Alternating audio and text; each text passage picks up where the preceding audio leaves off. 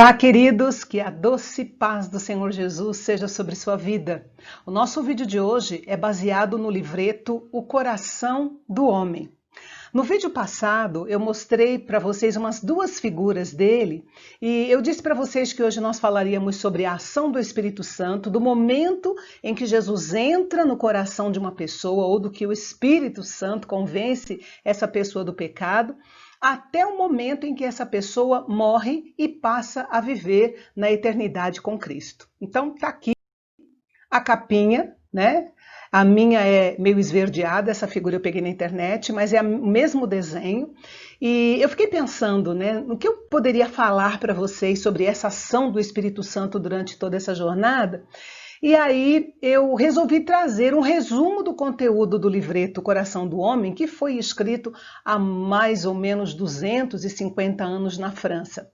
O exemplar que eu tenho foi publicado pela All Nations Gospel Publishers, que é uma missão de literatura evangélica, ou pelo menos era, né, nas décadas de 1970, 1980.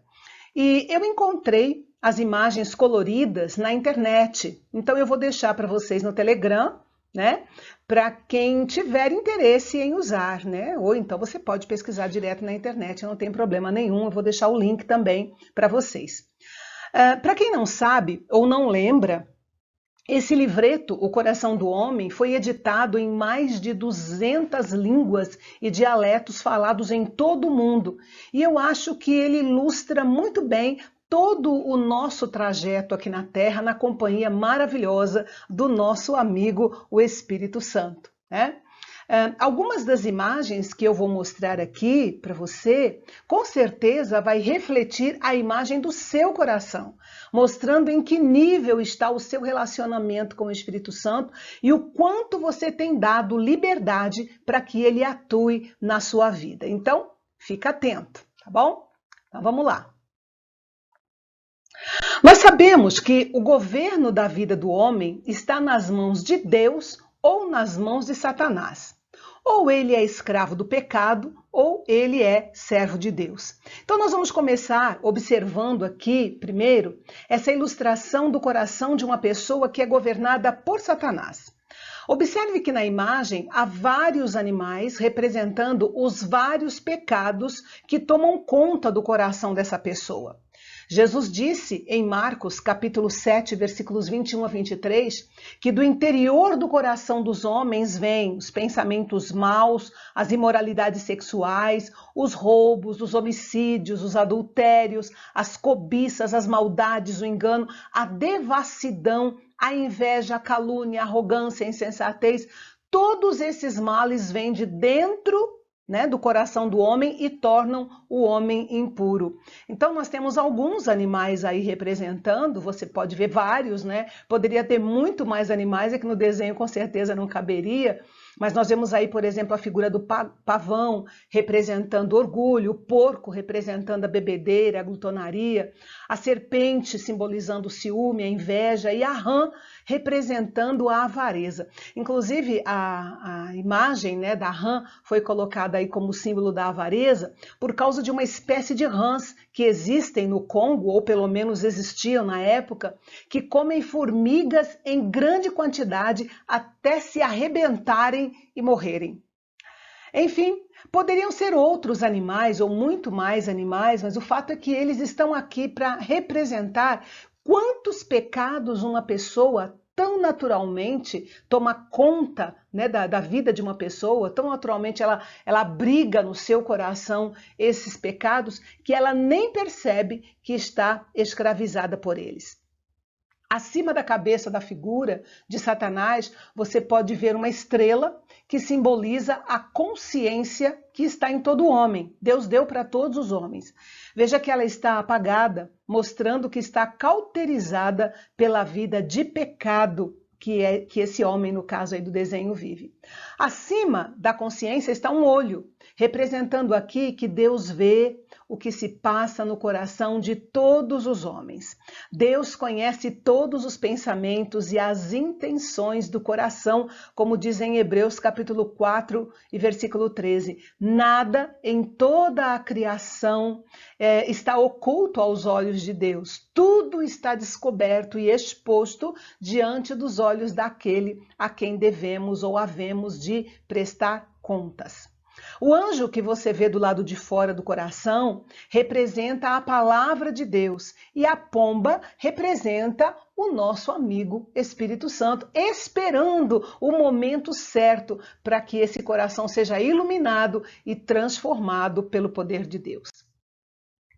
A próxima figura nos mostra então a ação do Espírito Santo, convencendo o homem do pecado, da justiça e do juízo, lançando luz sobre o seu coração arrependido dos seus pecados.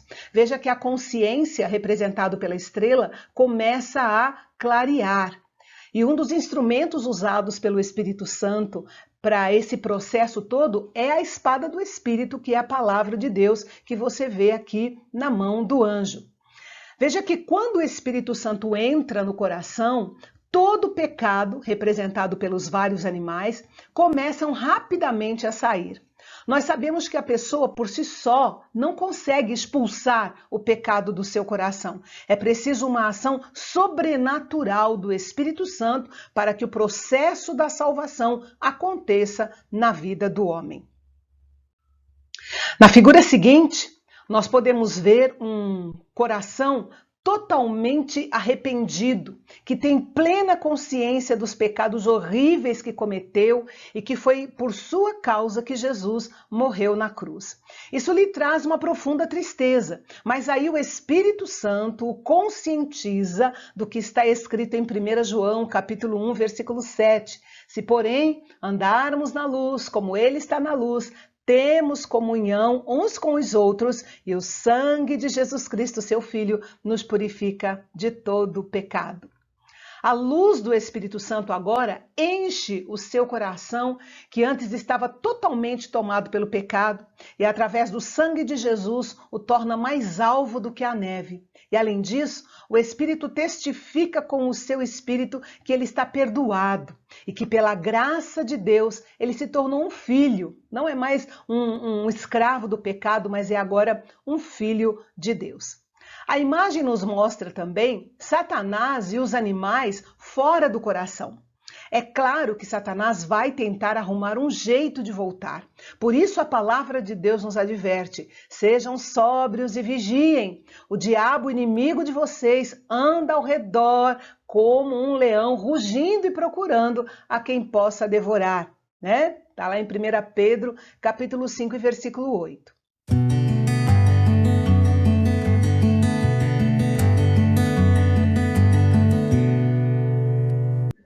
A próxima imagem mostra um cristão que achou a paz perfeita e a redenção pelo sacrifício de Cristo.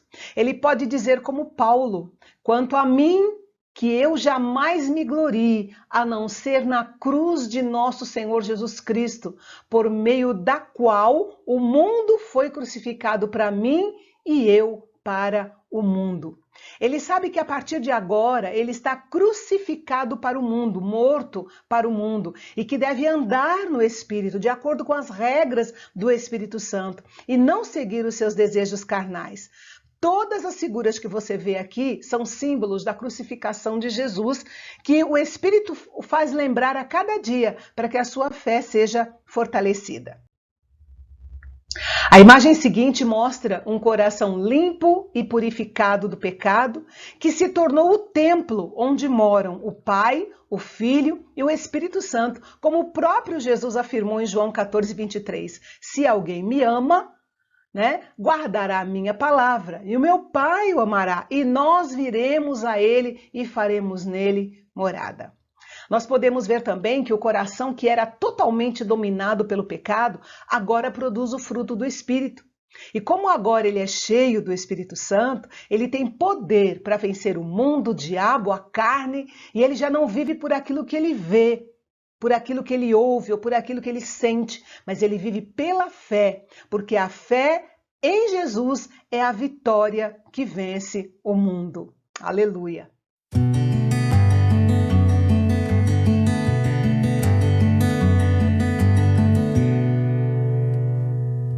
Essa próxima imagem representa o cristão que está se afastando de Deus. Ele se vê cercado de tentações por todos os lados e, ao invés de resistir, vai cedendo aos poucos. Ao invés de escutar a voz de Deus, a voz do Espírito Santo, ele escuta as sugestões sutis e as promessas falsas de Satanás. Apesar de continuar frequentando a igreja, ele não vai por amor a Deus, mas para fingir que ainda é espiritual, escondendo que já se tornou amigo do mundo e, consequentemente, inimigo de Deus. Nesse estágio, ele está cocheando entre dois pensamentos. Começou a namoriscar o mundo, mas ainda finge amar a Deus. A imagem mostra a estrela, que simboliza a consciência, mostra que ela está se apagando. A cruz se tornou um peso e a sua fé começa então a falhar. Ele deixa de ter comunhão com Deus e a sua saúde espiritual está totalmente comprometida. Pouco a pouco, ele vai abrindo espaço para o tentador entrar. A companhia de pessoas mundanas se tornou mais agradável para ele do que a companhia de cristãos sinceros. E é para que essa cena não aconteça na nossa vida que Jesus disse: vigiem e orem, para que não caiam em tentação. O espírito está pronto, mas a carne é fraca.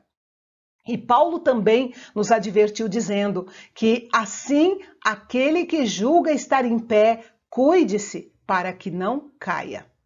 E ainda em Efésios, capítulo 6, versículo 11 a 18, uma passagem muito conhecida de quem lê a Bíblia, está lá muito claro que nós enfrentamos batalhas diárias, batalhas espirituais diárias, e por isso nós precisamos estar devidamente preparados.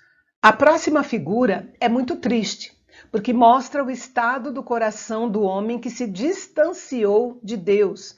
E Jesus falou sobre isso em Mateus, capítulo 12, versículos 43 a 45, que ele diz: quando um espírito imundo sai de um homem, passa por lugares áridos procurando descanso e não encontra.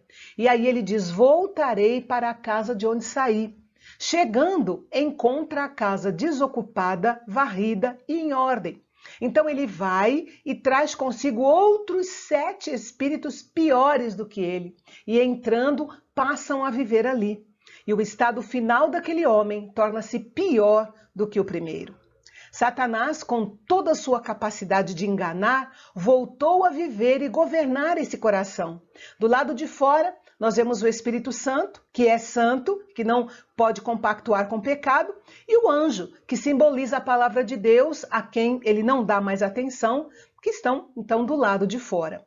O pai da mentira agora ocupa o lugar do Espírito da verdade. A consciência, você pode ver aí na figura, que ela está completamente cauterizada. E a imagem seguinte nos mostra o fim da vida de uma pessoa longe de Deus, muitas vezes com o corpo cheio de dor e a alma cheia de temor da morte, que, por sinal, normalmente vem em uma hora que a pessoa não está esperando. A gente vê ali na imagem também que as suas riquezas acumuladas não podem prolongar a sua vida e nem salvar a sua alma. Milhares de pessoas morrem de repente, sem oportunidade de procurar a Deus. Por isso o profeta Isaías nos exorta dizendo: busquem ao Senhor enquanto se pode achá-lo. Mas voltando ao coração do cristão fiel, nós vemos aqui um coração que suporta as tentações e está vencendo as grandes tribulações e lutas da vida. Satanás tenta de todas as formas afastá-lo de Jesus, mas ele resiste, revestido da armadura de Deus, e é vitorioso a cada dia. Veja que a sua consciência, estrela, está limpa e brilhante, e esse coração é cheio do Espírito Santo e de fé. As imagens que você vê dentro do coração resumem bem o fato de que é muito importante para ele cada uma desses pontos da vida cristã. Por exemplo, o saquinho de dinheiro mostra que o seu dinheiro é consagrado a Deus. O livro aberto significa a importância que ele dá à palavra de Deus. E finalmente, a última imagem mostra que o cristão não tem medo da morte, porque ele crê em Jesus, que venceu a morte e o inferno. E quando ele chegar, quando tiver o momento dele enfrentar a morte, como diz aquele louvor que nós cantamos porque ele vive, e quando enfim chegar a hora em que a morte enfrentarei, ele sabe que os anjos de Deus estarão à sua espera para levá-lo para estar frente a frente com Jesus. A alma se desprende do corpo mortal e vai direto para os braços do Senhor. Satanás jamais terá domínio sobre ele, porque a palavra de Deus diz: felizes os mortos que morrem no Senhor. Eles descansarão das suas fadigas e as suas obras os seguirão. E concluindo, nós lembramos aqui o que Judas escreveu, dizendo: edifiquem-se, porém, amados, na santíssima fé que vocês têm, orando no Espírito Santo. Mantenham-se no amor de Deus, enquanto esperam que a misericórdia de nosso Senhor Jesus Cristo os leve para a vida eterna. É simplesmente maravilhoso ver como o nosso amigo Espírito Santo começa a sua obra na nossa vida, nos convencendo do pecado, da justiça e do juízo, conforme Jesus prometeu, e depois ele nos acompanha durante toda a nossa caminhada nessa terra, nos consolando, nos ensinando, nos ajudando, ou seja, de forma coletiva como igreja, ou também na forma individual, particularmente de acordo com a nossa necessidade pessoal. E o trabalho dele vai até o momento de nos entregar sãos e salvos nos braços de Jesus. Esse sim é um amigo para sempre, um amigo por toda a eternidade. Amém? E assim nós chegamos ao final dessa reflexão maravilhosa. Na próxima semana, nós vamos falar sobre a experiência sobrenatural do batismo com o Espírito Santo. Você já passou por essa experiência? Será que o batismo com o Espírito Santo é só para falar em línguas e está tudo certo? Ou será que é apenas o início de algo muito maior que o Espírito Santo tem para nós? Nós vamos falar sobre esse assunto e muito mais sobre isso, aliás, e sobre muito mais no nosso próximo vídeo. E eu conto com você aqui no canal Bendito, onde a gente fala fácil para você entender. Deus te abençoe e até a próxima.